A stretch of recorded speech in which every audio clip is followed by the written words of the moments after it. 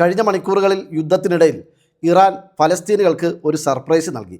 അതൊരു കൊലപാതകമാണ്. ഈ സ്ത്രീയുടെ കൊലപാതകം. ഇവരുടെ പേര് മേജർ എല്ല ബാബിയ എന്നാണ്. ഈ സ്ത്രീ ഇസ്രയേലിൻ്റെ സൈനിക മേധാവിയാണ്. ഗസയിൽ 10,000-കണക്കിന് സ്ത്രീകളെയും കുട്ടികളെയും അടക്കം ഫലസ്തീനികളെ ക്രൂരമായി പീഡിപ്പിച്ചൊരു സ്ത്രീയാണിവർ. അതുകൊണ്ട് തന്നെ ഇവരടക്കം പലരും നേരത്തെ തന്നെ ഇറാൻ്റെ ഹിറ്റ് ലിസ്റ്റിൽ ഇടം പിടിച്ചവരാണ്. കഴിഞ്ഞ ദിവസം ടെല്ലവീവിൽ ഉയർന്ന സൈനിക ഉദ്യോഗസ്ഥരോടൊപ്പം ഒരു ബർത്ത്ഡേ പാർട്ടിയിൽ ഇവരും പങ്കെടുത്തിരുന്നു. ആ സ്ഥലം കൃത്യമായി സ്കെച്ച് ചെയ്ത് ഹൈപ്പർസോണിക് മിസൈൽ അയച്ചുകൊണ്ടാണ് ഇറാൻ ഇവരെ കൊലപ്പെടുത്തിയത്. അതിൻ്റെ ഭയാനകമായ ദൃശ്യങ്ങൾ സോഷ്യൽ മീഡിയ പ്ലാറ്റ്ഫോമുകളിൽ വ്യാപകമായി പ്രചരിക്കുന്നുണ്ട്. ഇനി മറ്റൊരു വാർത്ത, ഇറാൻ ഗൾഫ് രാജ്യങ്ങളിലുള്ള അമേരിക്കയുടെ സൈനികർക്ക് കൊടുത്ത ഒരു മുന്നറിയിപ്പാണ്. ഇറാൻ്റെ പക്കലുള്ള കണക്കനുസരിച്ച് ഗൾഫ് രാജ്യങ്ങളിൽ ഏതാണ്ട് 11,000-ഓളം അമേരിക്കൻ സൈനികർ ഉണ്ട്. അവരോടെല്ലാം എത്രയും പെട്ടെന്ന് അറേബ്യൻ രാജ്യങ്ങൾ വിട്ട് സ്വന്തം രാജ്യമായ അമേരിക്കയിലേക്ക് മടങ്ങിപ്പോകാൻ കൃത്യമായ മുന്നറിയിപ്പും നിർദ്ദേശവും ഇറാൻ്റെ സൈന്യം കൊടുത്തിരിക്കുകയാണ്. അല്ലാത്ത പക്ഷം നിങ്ങൾ എവിടെ തമ്പടിച്ചാലും നിങ്ങളെ പിന്തുടർന്ന് വകവരുത്തുമെന്ന് ഇറാൻ സൈന്യം വ്യക്തമാക്കിയിരിക്കുന്നു. ഇത് ഇറാൻ വെറുതെ അങ്ങ് പറഞ്ഞതല്ല, അവർ ചെയ്ത് കാണിച്ചതിന് ശേഷമാണ് ഈ മുന്നറിയിപ്പ് കൊടുക്കുന്നത്.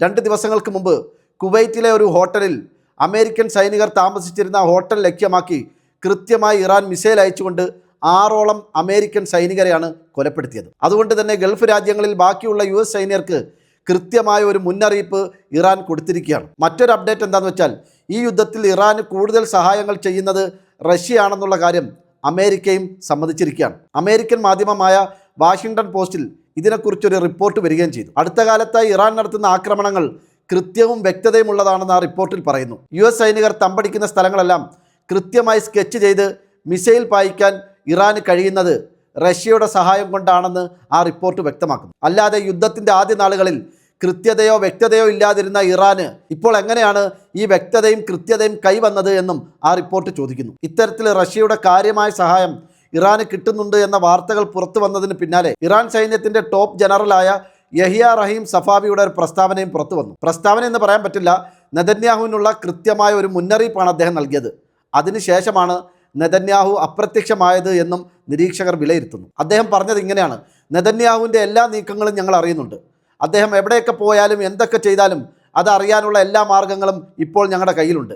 അതുകൊണ്ട് അദ്ദേഹം എവിടേക്ക് രക്ഷപ്പെട്ടാലും അദ്ദേഹത്തിൻ്റെ സമയമാകുമ്പോൾ അദ്ദേഹത്തെ ഞങ്ങൾ വകവരുത്തുക തന്നെ ചെയ്യും. ഇത് പുതിയൊരു യുദ്ധതന്ത്രമായിട്ടാണ് നിരീക്ഷകർ വിലയിരുത്തുന്നത്. ശത്രുവിന് കൃത്യമായ മുന്നറിയിപ്പും വാണിംഗും കൊടുത്തുകൊണ്ടുള്ള പുതിയ യുദ്ധരീതി. ഇസ്രായേലിൻ്റെ വിങ് ഓഫ് സയോൺ എന്ന വിമാനം പെട്ടെന്ന് ഇസ്രായേലിൽ നിന്നും അപ്രത്യക്ഷമായി ജർമ്മനിയിൽ പ്രത്യക്ഷപ്പെട്ടത് ഇതിന് പിന്നാലെയാണോ എന്നൊരു സംശയമുണ്ട്. കാരണം ഇസ്രായേലിൻ്റെ എയർഫോഴ്സ് 1 എന്ന വിമാനത്തിൽ നെതന്യാഹുവും ഫാമിലിയും ജർമ്മനിയിലേക്ക് മുങ്ങിയെന്നാണ് വാർത്തകളിൽ നിന്ന് മനസ്സിലാവുന്നത്. ഏതായാലും യുദ്ധമുഖത്ത് ഇറാനിൽ അവരുടെ പ്രസിഡന്റ് തെരുവിൽ ജനങ്ങൾക്കൊപ്പം നിൽക്കുമ്പോൾ ഇസ്രായേലിൻ്റെ ജനതയുടെ നേതാവ് ബങ്കറിൽ ഒളിക്കുകയോ കുടുംബസമേതം വിദേശത്തേക്ക് കടന്നുകളയുകയോ ചെയ്തുവെന്ന് സോഷ്യൽ മീഡിയയിലും ചർച്ചയാണ്.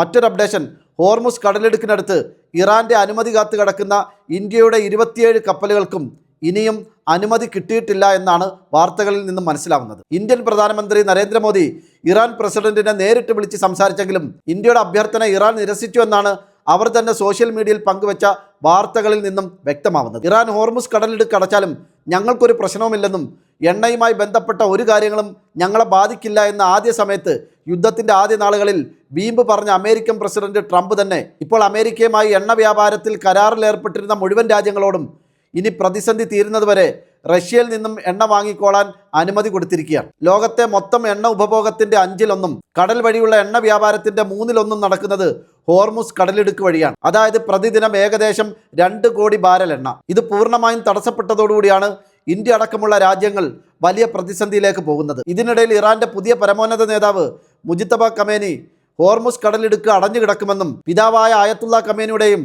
മറ്റു ഉതിർന്ന ഉദ്യോഗസ്ഥരുടെയും രക്തത്തിന് തങ്ങൾ പകരം ചോദിക്കുമെന്നുള്ള പ്രസ്താവന വന്നതോടുകൂടി ഓഹരി വിപണി ഏതാണ്ട് പൂർണ്ണമായും തകരുകയും ചെയ്തു. യുദ്ധത്തെ തുടർന്ന് ഇറാൻ ഹോർമുസ് കടലിടുക്ക് അടച്ചതിനെ തുടർന്ന് വ്യാപകമായ നഷ്ടങ്ങളുണ്ടായ മറ്റ് രാജ്യങ്ങൾ ഉത്തര കൊറിയയും ദക്ഷിണ കൊറിയയുമാണ്. അമേരിക്കയുടെ ധാർഷ്ട്യവും തെമ്മാടിത്തരവും കാരണം പ്രതിസന്ധിയിലാവുന്ന ഉത്തര കൊറിയ അടക്കമുള്ള രാജ്യങ്ങൾ രാജ്യാന്തര തലത്തിൽ പുതിയൊരു സഖ്യം രൂപീകരിക്കുന്നതിനെക്കുറിച്ചുള്ള സജീവമായ ചർച്ചകളും നടക്കുന്നുണ്ട്. ഇതിനിടയിൽ ഇസ്രായേലിൻ്റെ ഭീഷണികൾ വകവെക്കാതെ മുൻ സൈനിക ഉദ്യോഗസ്ഥനായ ഇസ്ഹാഖ് ഹമൂമി കൂടുതൽ ദൃശ്യങ്ങൾ പുറത്തുവിട്ടിട്ടുണ്ട്.